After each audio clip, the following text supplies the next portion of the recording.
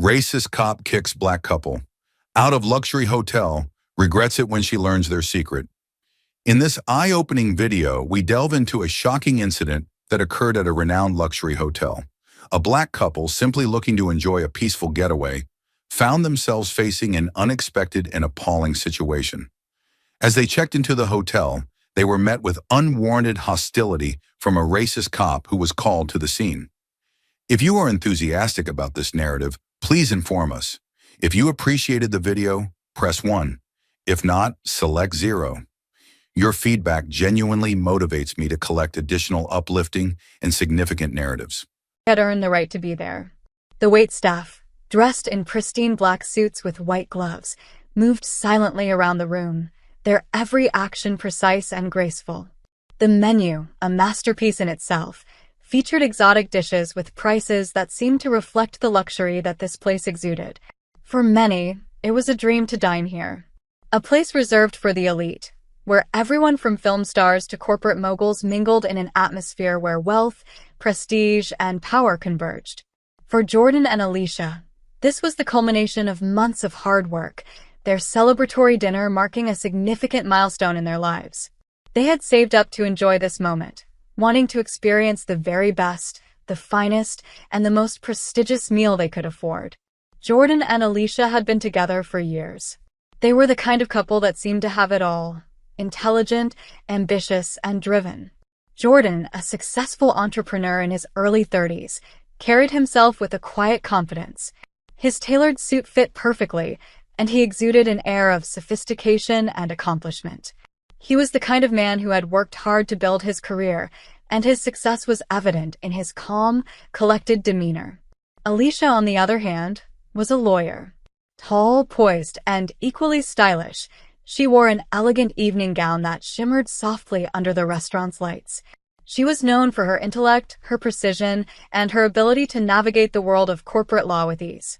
Together, they made a formidable pair, strong, independent, and with a shared commitment to their careers and each other. This evening wasn't just about dining at a fine restaurant. It was a celebration of everything they had achieved together. Perhaps it was their anniversary, or perhaps it was the recent success of a business venture Jordan had launched. Whatever the occasion, they were eager to experience something beyond their ordinary lives, something extraordinary. They wanted to savor the high-end experience, to feel what it was like to belong to this world of exclusivity. When Jordan and Alicia walked into the restaurant, they were met with a brief but noticeable pause from the maitre d'. It wasn't an obvious reaction, no loud gasp or stares, but it was enough to make the couple feel as if they were under a subtle scrutiny. After a quick glance at their reservation details, the maitre d' offered them a table, though there was a slight hesitation in his actions, as if he was trying to process their presence there. The staff was polite, the ambience stunning, and at first, the couple felt like any other patrons, welcomed and respected. They were led to their table, passing other diners who seemed absorbed in their meals and conversations. The evening was still new, and the promise of a delightful experience hung in the air. They were shown to their seats with the expected grace of a high-end establishment. A waiter swiftly poured them water, another offered them the wine list, and for a moment, everything felt as it should. However, as they settled into the luxurious surroundings, a subtle but undeniable feeling of discomfort began to creep in. It started with a few glances, other diners subtly looking over at them, their eyes lingering just a bit too long. At first, Jordan and Alicia brushed it off. They were nervous, after all. This was a new experience for them, and perhaps they were imagining things. But as they sat down, there was no mistaking the tension that seemed to build in the air. It wasn't just the glances, they were used to those. It wasn't even the whispers they occasionally caught in the background. It was the way the staff seemed to treat them with a slightly different tone than the other guests. The waiter was polite but distant. The smile was a little more strained. And when another guest at the nearby table was greeted with laughter and casual conversation, Jordan and Alicia couldn't help but feel that something wasn't quite right. At first, it was so subtle that it was easy to ignore. But the feeling kept growing, like an uncomfortable itch they couldn't scratch. They were aware of their surroundings, of the luxurious setting, the expensive decor, and the clientele that surrounded them. But now it felt as though they didn't belong. They had been welcomed, yes, but they couldn't shake the feeling that they were outsiders in a world that wasn't quite made for people like them. The air of exclusivity that once felt inviting now seemed a little more suffocating. The subtle biases that Jordan and Alicia had encountered in their lives, microaggressions, stares, awkward silences, were now manifesting in this high-end restaurant. It wasn't loud or overt, but the discomfort was undeniable. They had spent months saving to be there, to experience a world that felt just out of reach. And now, with every glance, every awkward smile, it felt as though the world was closing in around them. The couple tried to dismiss the unease. Maybe they were imagining things. Maybe they were just nervous. But deep down, they knew what they were feeling wasn't just in their heads. The subtle, invisible wall between them and the other patrons was growing higher, and they were beginning to feel like they didn't belong in a place that was supposed to be welcoming to all.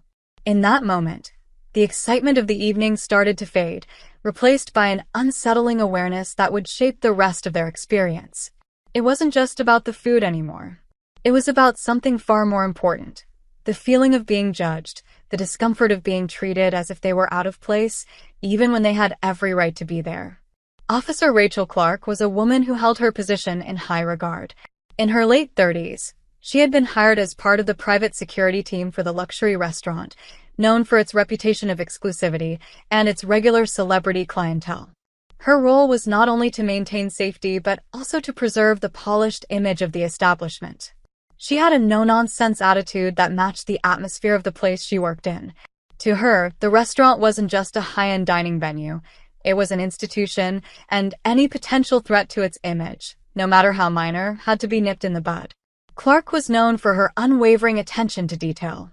She had a reputation for being stern, and her presence alone often made staff members stiffen. To them, she was unapproachable, always on the lookout for anything that might disrupt the perfect illusion the restaurant worked so hard to create. Whether it was a loose thread on a guest's coat or an overly familiar interaction between a patron and a waiter, she would always make sure it was dealt with quickly. There was no room for error in her world, and the restaurant's image was her highest priority. Despite her role in security, Clark rarely got involved in any real security issues. Instead, her attention was often on appearances, ensuring that the clientele looked the part and that everything remained pristine. It wasn't about protecting the guests so much as it was about maintaining the exclusivity that came with being part of the high-class crowd. And on this evening, Officer Clark's watchful eye was particularly sharp. She didn't miss anything, especially when it came to making sure that the wrong kind of people didn't feel too comfortable in places where they didn't belong. From her station near the entrance, Officer Clark first noticed Jordan and Alicia as they walked through the restaurant's grand doors.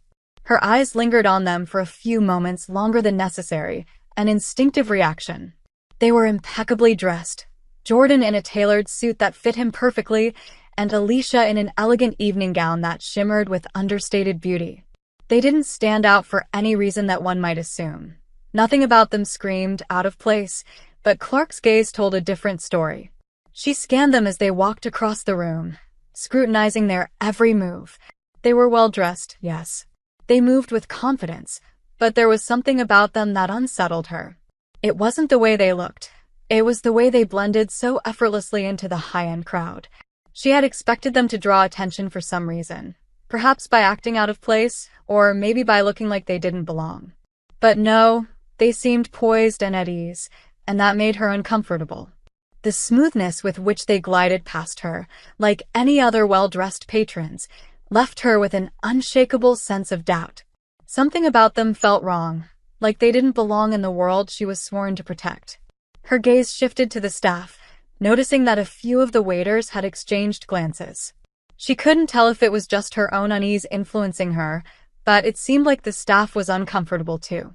There were small, almost imperceptible movements. A waiter quickly averting their eyes when Jordan made eye contact, another waiter's soft chuckle that seemed too forced. It didn't take long for Clark to feel that this was more than a coincidence. Something was off, but she couldn't put her finger on it. She made a mental note of their appearance and their demeanor as they settled into their seats. The couple didn't cause a stir. They weren't loud or drawing attention to themselves. But the unease that Clark felt was only growing stronger. She couldn't shake the feeling that they might be a problem, even though they had done nothing to indicate that. The evening began smoothly. Alicia and Jordan, still basking in the excitement of their special night, settled into the plush booth, discussing everything from their business ventures to their plans for the future. They were in their own world, enjoying the atmosphere and the luxurious food that was presented before them. The service was impeccable, as one would expect from a restaurant of this caliber, and the wine list was extensive, offering choices that only added to the sense of exclusivity. At first, everything seemed perfect. The menu was a work of art, and the dishes came out precisely as they had hoped. Each course was a new delight, fresh, flavorful, and perfectly prepared. But something started to shift as the night wore on. While the couple was savoring their meal, they began to notice a subtle difference in the way they were being treated. The waiters, though polite, seemed distant. Their service was efficient, but there was an underlying coldness to it that wasn't there when other guests were served. For instance, when they asked for a recommendation for a wine pairing, their waiter gave them a short answer before quickly walking away, not offering further conversation or the warmth that others seemed to receive. As they glanced around, they saw other guests being treated differently, more attentively. A couple at the nearby table was laughing and chatting with their waiter, who was engaging with them on a personal level, offering recommendations and sharing jokes. The contrast wasn't lost on Jordan and Alicia. They tried to ignore it at first, attributing it to nerves. After all, they were still new to this kind of experience. But as the night progressed, the disparity became harder to brush off. The warmth, the laughter, the friendly gestures, they were all reserved for the other patrons, and Jordan and Alicia felt the stark difference. It was as if, in a room full of well-dressed, polite people, they had somehow become invisible, or worse, undeserving of the same treatment. They weren't just guests, they were different. They could feel the unspoken distance. The tension that started with Clark's lingering glance now began to seep into their dining experience, making them increasingly aware of how out of place they felt. The subtle whispers from the staff became more apparent, and Alicia caught a few odd stares from the people sitting nearby. Jordan noticed the way the room's energy seemed to shift as they dined. A few patrons looked over at them, their eyes drifting away as quickly as they'd landed. It was uncomfortable, and for the first time that evening, the couple began to feel the weight of something unspoken, the quiet judgment of others. As the meal progressed, they tried to shake off the discomfort. It wasn't their fault that the restaurant wasn't offering the same warmth to them as it did to others. But the looks from the staff, the whispered words between waiters, and the lingering sense that they weren't quite welcome in a space meant for the elite began to chip away at the enjoyment of the evening. Everything was starting to feel off. They had come to this restaurant for an extraordinary experience, a celebration of their hard work and success, but instead, they were slowly being made to feel like outsiders. And as the night stretched on, Jordan couldn't ignore the creeping realization that the tension in the air wasn't just coming from the restaurant's atmosphere, it was coming from within. Something was about to happen, and they both knew it. It was right in the middle of their meal when the atmosphere at the table shifted. Jordan and Alicia were enjoying their conversation, laughing and reminiscing about old memories, letting the world outside their little bubble fade away. But then, as if someone had flipped a switch, the air grew thick with tension. Officer Rachel Clark, who had been quietly observing from the periphery of the restaurant, made her move. Her steps were purposeful, her uniform crisp, and her presence was commanding. She walked confidently towards the couple's table, her gaze fixed on them like a hawk watching its prey. As she approached, Alicia and Jordan exchanged confused looks, unaware of what was about to unfold. Without warning, Officer Clark interrupted their conversation with a sharp "excuse me" that cut through the air like a knife. Her voice was cold, her expression unreadable, as if her presence alone should have been enough to silence any questions. Standing tall and unbothered, she looked down at the couple, her eyes never wavering. The kind of authority she carried made it clear that she wasn't about to entertain any pleasantries. It was immediately clear that this wasn't a social visit. "Can I help you?" Jordan asked, trying to remain composed. He glanced up at Clark, his confusion only growing as she stood in front of him, blocking the table with an air of authority. Clark didn't respond directly to his question. Instead, she wasted no time getting to the point. You two shouldn't be here, she said matter-of-factly, as if it was the most obvious statement in the world. This is a restricted area. Jordan's eyebrows furrowed, and Alicia's hand tightened around her wine glass. What are you talking about? Jordan asked, now visibly confused. We have a reservation here. We've been seated at this table for over an hour. But Officer Clark wasn't interested in their explanation. Her gaze didn't soften, and she continued with her accusations. I need to see your reservation details, she demanded, her tone harsh. I'm not sure you're supposed to be here. You're not the type of guests we usually have in this section. The words stung, but they made no sense. Alicia and Jordan had made the reservation weeks ago. They had dressed for the occasion as any patron would in a high-end restaurant. They were paying guests, just like everyone else in the restaurant. But now, with Clark standing before them, everything they had thought to be true about their night seemed to crumble. Jordan pulled out his phone and opened the confirmation email. He showed it to Clark, who barely glanced at it before dismissively turning away. I don't care about your confirmation, she said, her voice rising slightly. I need to know if you're really here as proper patrons. If you're not, I'll have to ask you to leave. Alicia's stomach twisted in knots. Proper patrons, she repeated, trying to keep her voice steady, though her frustration was evident. We made a reservation. We're paying customers. What do you mean by proper patrons? Clark's eyes narrowed, and she crossed her arms over her chest. Her body language made it clear that she had already made up her mind. You're clearly not the kind of people who belong here, she said, her voice dripping with condescension. I'm not sure if you've used fake IDs or if you're just pretending to be something you're not, but I can't allow you to continue sitting here. The words hit hard. Alicia's face flushed with a mixture of anger and disbelief. She had worked so hard to get to this point in her life. This night was supposed to be a celebration, not a public humiliation. She opened her mouth to speak, but before she could say anything, Jordan quickly stepped in. Ma'am, there has to be some mistake, he said, trying to keep his voice calm, though his fists were clenched under the table. We've been here for over an hour. We're not causing any trouble. We're just trying to enjoy a nice meal. Alicia nodded, trying to stay calm despite the injustice she felt. Please, we've done everything by the book. There's no need for this. We are not here to cause a scene. But Officer Clark wasn't hearing any of it. Her attitude only grew more aggressive, her eyes flashing with something more than just suspicion. I don't care about your excuses, she said sharply. If you're here under false pretenses, you'll have to leave. Now.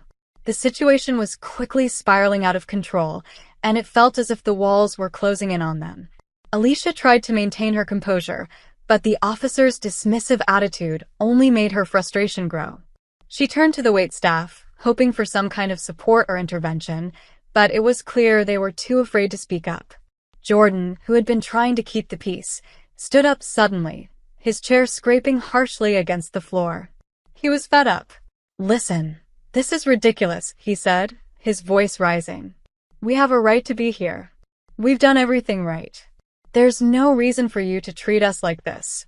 Alicia's hand instinctively went to his arm, trying to calm him down, but before either of them could say anything else, Officer Clark raised her voice, her words carrying across the room. I'm calling security. If you don't leave voluntarily, I'll have no choice but to escort you out myself. The words echoed in their ears, but they didn't make sense. Everything about this night had been perfect up until now, but in an instant, it felt like everything was falling apart. How could someone be so determined to make them feel like they didn't belong? Why was Clark so set on pushing them out when they had done nothing wrong? The tension in the air was palpable. Other diners were starting to notice the exchange, their conversations slowing down as they glanced over to witness the confrontation. Some of the staff had paused in the background, unsure of what to do. No one came to the couple's defense, and the isolation they felt in that moment was overwhelming. It was as if their entire presence had become a spectacle, something others felt uncomfortable with, but were too afraid to challenge. As Officer Clark turned and walked away to call for backup, Alicia and Jordan shared a look of disbelief. They had tried to remain calm, tried to understand that maybe this was just a misunderstanding, but it was becoming clear that this was more than just a case of mistaken identity. This was something deeper, something about who they were, and how they were perceived in a place that prided itself on exclusivity. With the looming threat of security arriving, the couple's anniversary dinner had been ruined. The promise of a night to remember had turned into an experience they would never forget for all the wrong reasons. It was becoming clear to Jordan and Alicia that the situation was rapidly spiraling out of control. What had started as a simple misunderstanding was now taking on a much darker tone. Officer Rachel Clark, still standing at their table, her eyes fixed and unrelenting, had already made up her mind. She wasn't just questioning their presence anymore, she was treating them as though they were criminals.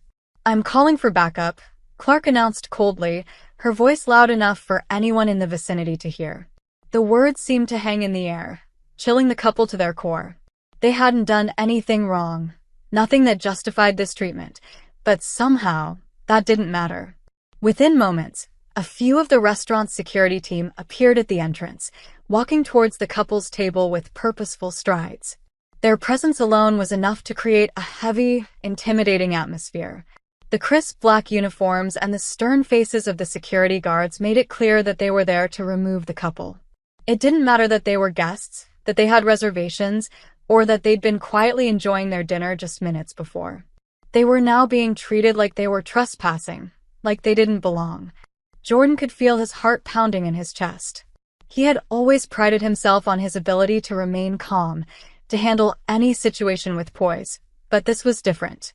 This wasn't a misunderstanding that could be cleared up with a polite conversation. This was something deeper, something racial. His stomach churned as he realized just how uncomfortable they both were. Alicia, too, seemed frozen, her eyes wide with disbelief. Clark's posture was rigid, her arms crossed over her chest. "You're trespassing," she stated again, this time with even more force. "I've already warned you. If you don't leave right now, I'll have to call the police." The words stung more than anything else. Trespassing? They were paying customers, sitting at a table they had reserved for weeks. There was no reason for them to be treated like this, except for one clear reason that neither of them wanted to admit. This was racial profiling, pure and simple. The realization hit them both like a ton of bricks, and the weight of it was almost unbearable. "I'm not going anywhere," Jordan said firmly, his voice shaking with a mixture of anger and frustration. "We're not doing anything wrong. We have a reservation." Clark's response was swift and sharp. "It's not about your reservation. It's about whether or not you belong here." Her voice was filled with contempt, the implication clear. People like them didn't belong in a place like this.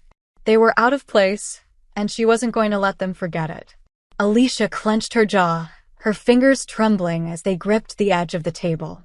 She had wanted this night to be special, a celebration of their hard work and accomplishments.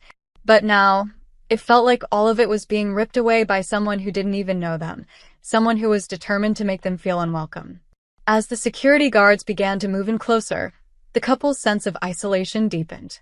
They could feel the eyes of the other diners on them, the subtle shift in the room's energy as the scene unfolded.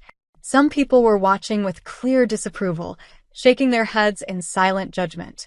Others were whispering to each other, their hushed voices betraying their discomfort, though none of them intervened. Alicia caught the gaze of one woman who was watching them intently, her eyes filled with curiosity, but there was no sympathy in them. The woman quickly looked away, as if embarrassed to be associated with what was happening.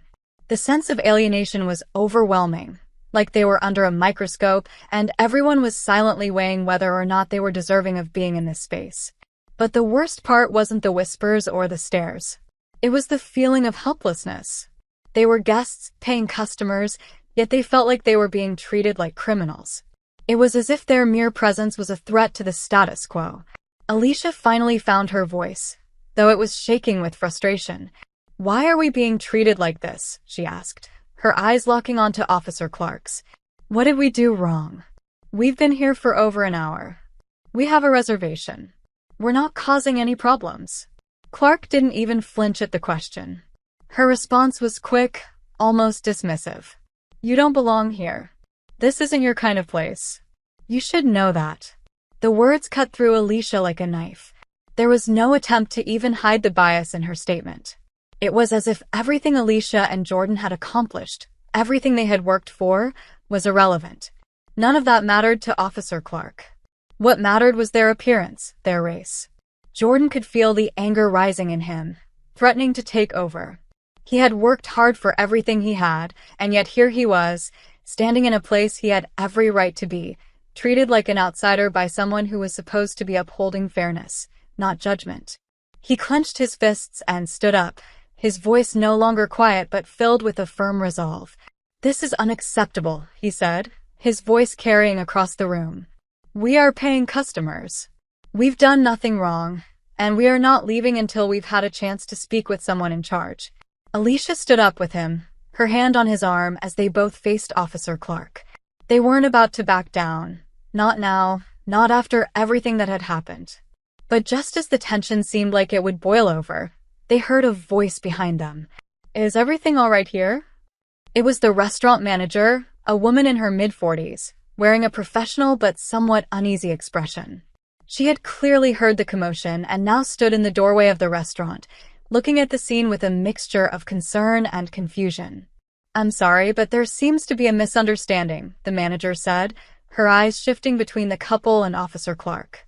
"Can we talk about this for a moment?" Jordan's heart sank as he saw the manager's eyes flicker briefly to Officer Clark before focusing back on them. It was clear the officer had already painted a certain picture of them to the manager. They weren't just customers anymore. They were the problem. Alicia could feel her blood boiling.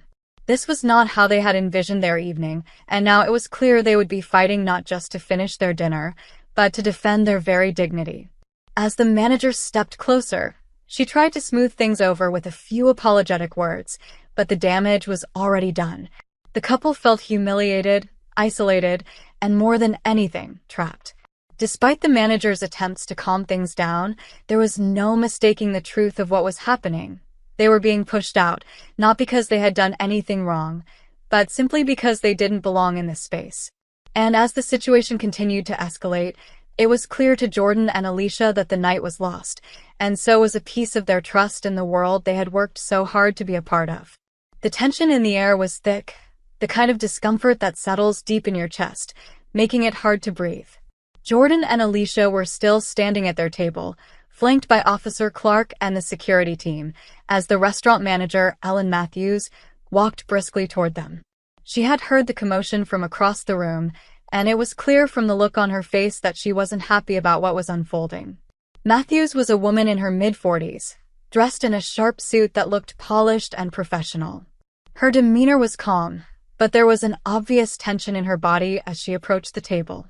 As soon as her eyes landed on Clark, the officer's rigid posture and the defensive stance she had taken toward the couple, Matthews seemed to understand that something had gone terribly wrong.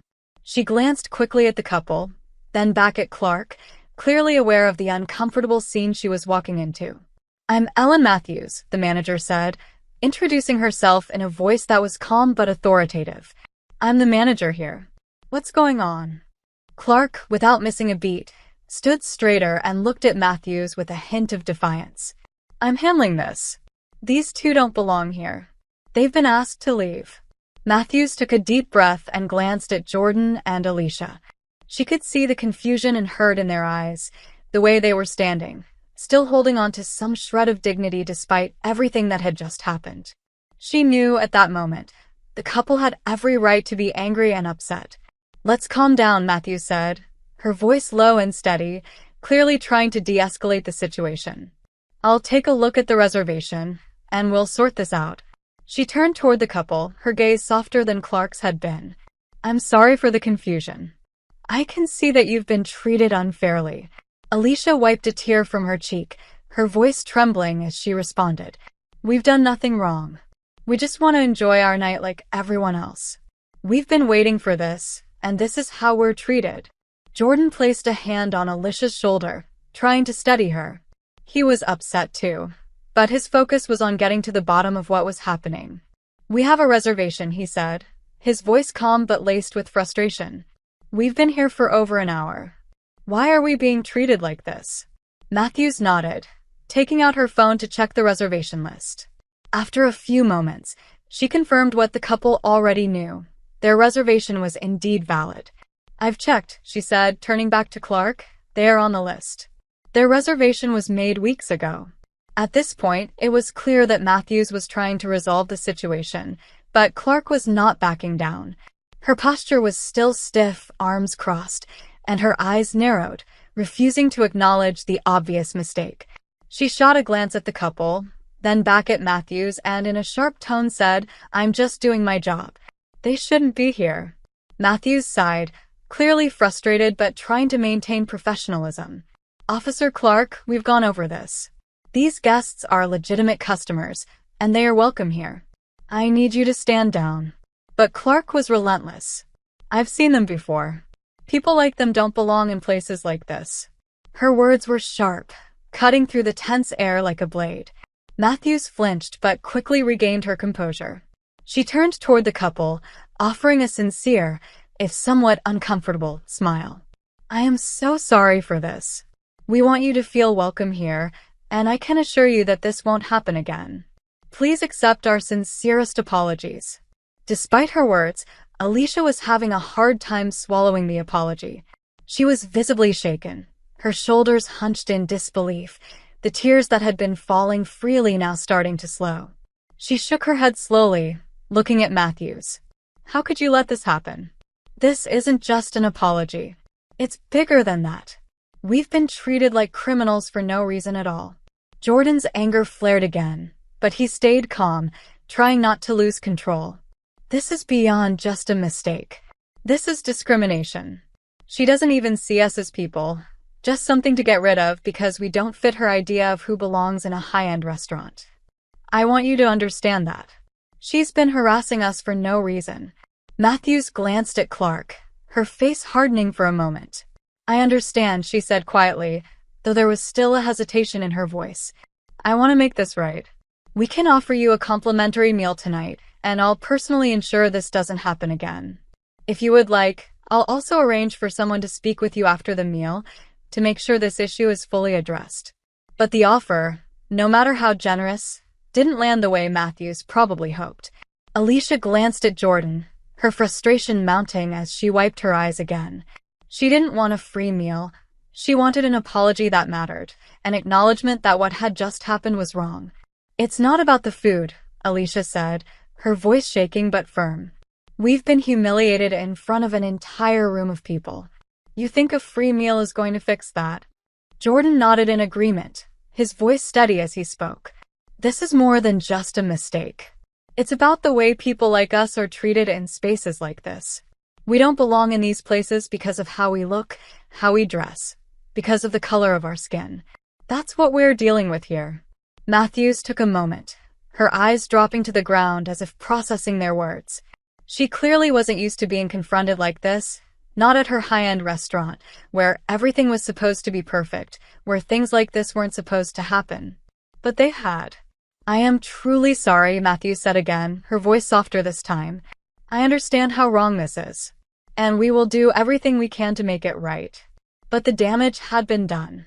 No matter how many times Matthews apologized, no matter what she offered, the hurt was deep. Alicia and Jordan were left standing in a restaurant they had hoped would be a place of celebration, but now, it was tainted by the ugliness of prejudice. The rest of the night passed in a blur for the couple. The security team eventually dispersed, but their presence still lingered in the air, reminding them of what had happened.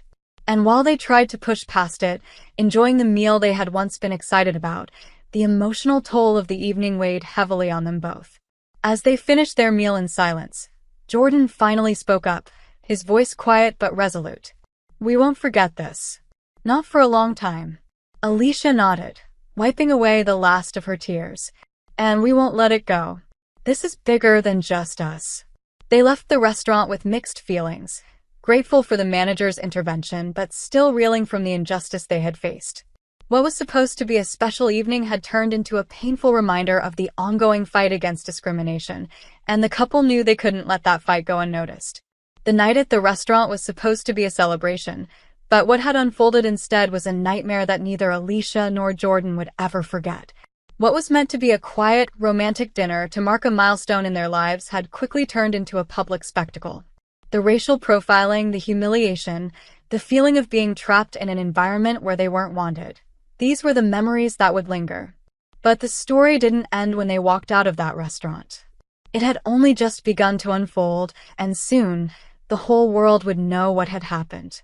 Alicia and Jordan weren't the type of people to shy away from standing up for what was right, especially when it involved something as blatant as racial discrimination. As soon as they were back in the safety of their home, they decided to take action. Alicia, ever the advocate, took out her phone and started typing. She poured her emotions into a long post, telling the story of what had happened that evening, how they had been treated unfairly, how Officer Clark had profiled them and made them feel like criminals simply because of the color of their skin. Her words were raw, honest, and heartfelt. She described the exact moment when they realized they were being discriminated against, the shock that ran through their veins as Officer Clark had approached them with that judgmental tone, and how, despite their attempts to explain themselves, the situation only worsened. Alicia didn't hold back. She described the humiliation, the isolation, and the pain of being made to feel like they didn't belong in a space they had every right to occupy. Jordan, after reading Alicia's post, added his own thoughts. He spoke about the way the security team had arrived, the heavy atmosphere, and the way they were treated like criminals despite being paying customers. He wrote about how it felt to know that no matter how successful you are, no matter how hard you work, your worth is still questioned by others who look at you and see only your skin color. The couple published the post on their personal social media accounts, not knowing just how far their story would spread. But it didn't take long for it to go viral. Friends, family, and complete strangers began to share it. The post was passed around, retweeted, and reposted. People from all walks of life began commenting, offering their support, and sharing similar experiences of being treated unfairly in elite spaces. They had found a voice, a way to speak out against the discrimination that so often goes unnoticed or ignored. The flood of support was overwhelming. Strangers sent messages of encouragement, telling Alicia and Jordan they weren't alone, that their experience mattered, and that change needed to come. But it wasn't just the support from individuals that flooded in. Many public figures, activists, and influencers started speaking out about the incident. They used their platforms to amplify the couple's message, shining a light on the reality of racial profiling in high-end spaces and institutions. Soon, the media picked up on the story. News outlets from across the country ran segments about the incident. The footage from the restaurant was aired, showing the couple's confrontation with Officer Clark, and experts weighed in on the larger issue of racial discrimination in places that were supposed to be elite and exclusive.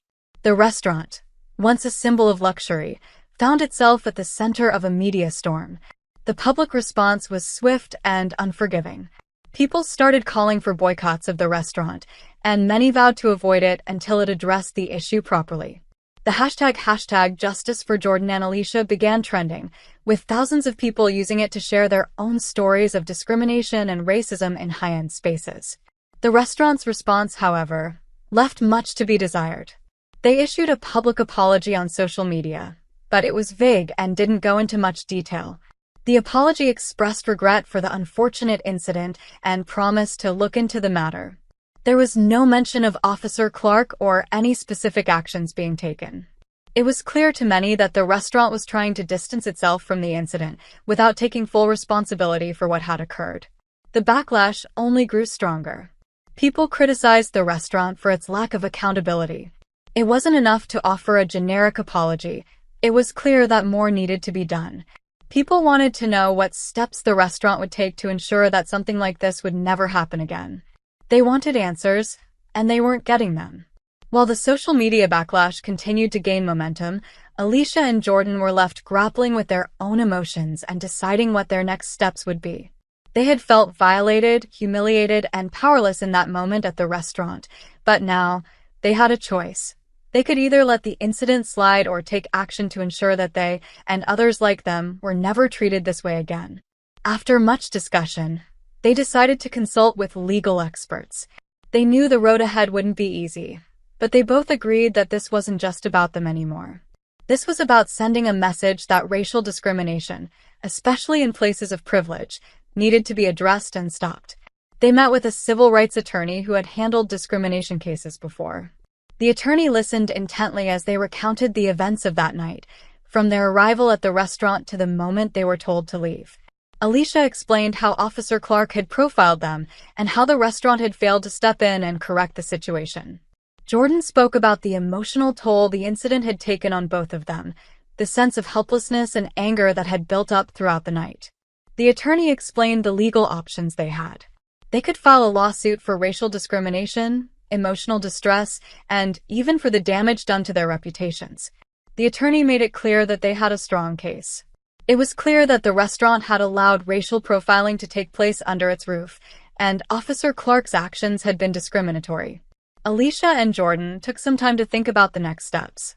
They knew that a lawsuit could take months, even years, to resolve. They also knew that they would likely face a lot of public scrutiny, especially from those who didn't understand why they were pursuing legal action.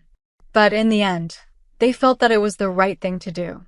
"It's not just for us," Alicia said one evening as they sat together, discussing their decision. "This is about making sure no one else has to go through what we went through. This is about showing that this kind of behavior won't be tolerated anymore." Jordan nodded in agreement. "We have to do this. It's bigger than just us. It's about fighting for everyone who's ever been made to feel less than, just because of the color of their skin." So, with the support of their attorney, Alicia and Jordan officially filed a lawsuit against the restaurant for racial discrimination, seeking damages for emotional distress and the harm done to their reputations. They also made it clear that they weren't just after money. They wanted the restaurant to take full responsibility for the actions of Officer Clark and to implement better training for their staff on racial sensitivity and discrimination. As they moved forward with the legal process, they felt both a sense of empowerment and exhaustion. It was a fight, but it was a fight worth having. They were no longer just a couple who had been wronged. They were now part of a larger movement, one that sought to make sure that no one else would ever have to face the kind of discrimination they had experienced. And though they couldn't predict how things would unfold, Alicia and Jordan knew one thing for certain. They were going to continue speaking up, continue fighting for change, and continue demanding justice for themselves and for others. Because the fight for equality and dignity didn't stop with them, it was a fight for everyone who had ever been silenced or erased because of their race.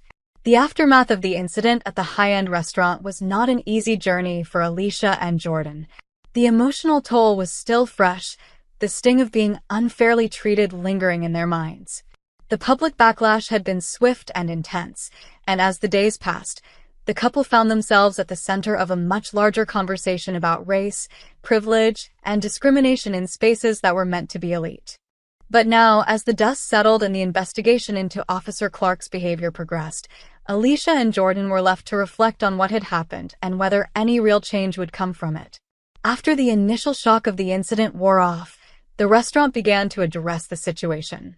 Officer Clark, who had been hired to ensure the restaurant's exclusivity and manage security, was put on administrative leave as the hotel conducted its internal investigation. It didn't take long for the restaurant to uncover Clark's history of similar actions. The investigation revealed that she had, in fact, been involved in multiple incidents of racial profiling at other venues and had shown a consistent pattern of bias towards Black patrons. The restaurant's management took swift action. Officer Clark was eventually terminated. On paper, it seemed like the right thing to do, a consequence for her actions. But for Alicia and Jordan, it wasn't that simple. While they were relieved to see that Clark was being held accountable, they couldn't help but feel that her termination, while necessary, was just a small piece of the puzzle. The real question was whether the restaurant and society at large would make lasting changes. Was firing one officer going to erase the deeper, systemic issues of racial profiling that were so ingrained in places of privilege? Would it change how people like them were treated when they walked into exclusive spaces? Alicia was the first to voice what both of them had been thinking.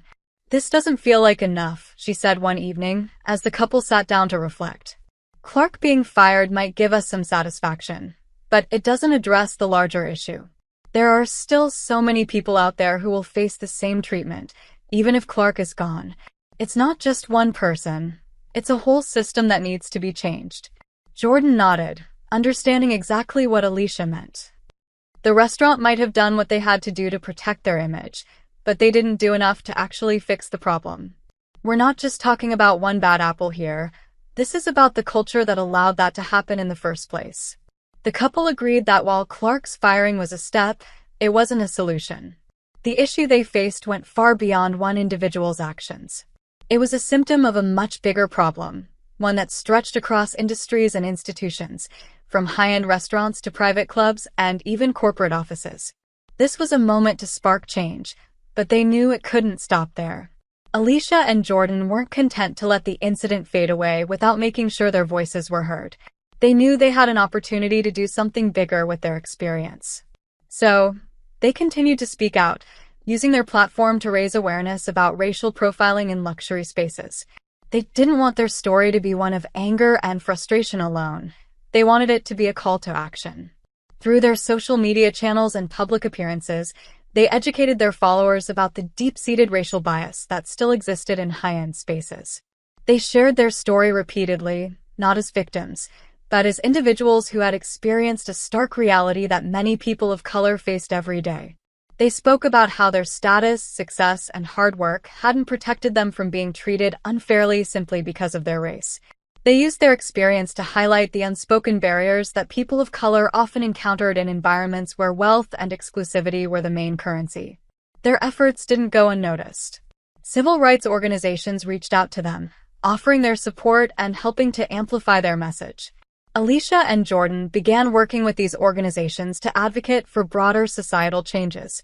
They spoke at events, participated in panel discussions, and even collaborated with lawmakers and activists to push for stronger policies against discrimination in private establishments. Alicia often spoke passionately about the importance of education in combating racism. "We have to start by having honest conversations about race and privilege," she would say. Too many people are comfortable turning a blind eye to the ways racism plays out in everyday life. It's not enough to say you're not racist. You need to be actively anti-racist. You need to speak up when you see something wrong happening, even if it's uncomfortable. Jordan, too, had become an outspoken advocate for change. He often used his platform as a successful entrepreneur to challenge the norms of exclusivity and privilege that permeated many high-end spaces. He talked about the emotional toll that racism took on people of color, how it wasn't just an inconvenience but a constant barrier to opportunity and well-being. "People don't realize that racism isn't just a problem for the people who are being targeted," he said in one of his posts. "It's a problem for all of us. It divides us. It limits our potential. And it's something we all need to work together to change." Despite the setbacks, Alicia and Jordan were hopeful. They knew they had started something much bigger than just their individual experience. Their story had sparked a larger conversation, and they were determined to keep that conversation going. They were no longer just speaking for themselves. They were speaking for everyone who had been silenced or dismissed simply because